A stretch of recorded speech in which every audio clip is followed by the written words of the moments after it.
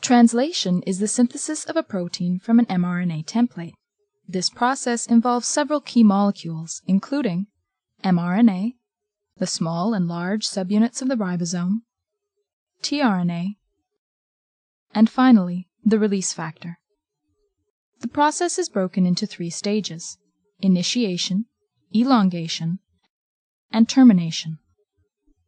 Let's see the process in action. Eukaryotic mRNA, the substrate for translation, has a unique 3' end called the poly-A tail.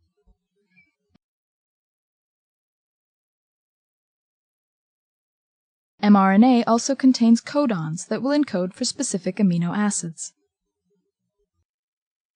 A methylated cap is found at the 5' end. Translation initiation begins when the small subunit of the ribosome attaches to the cap and moves to the translation initiation site. tRNA is another key molecule.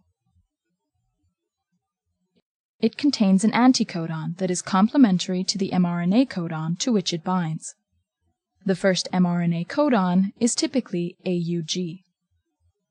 Attached to the end of the tRNA is the corresponding amino acid.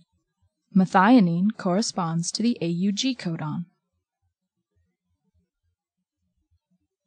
The large subunit of the ribosome now binds to create the peptidyl, or P site, and the aminoacyl, or A site. The first tRNA occupies the P site. The second tRNA enters the A site and is complementary to the second mRNA codon.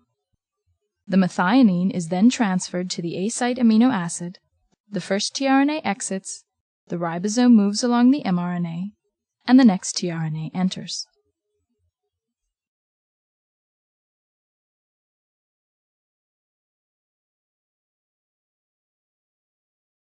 These are the basic steps of elongation. As elongation continues, the growing peptide is continually transferred to the A site tRNA, the ribosome moves along the mRNA, and new tRNAs enter. When a stop codon is encountered in the A site, a release factor enters the A site and translation is terminated.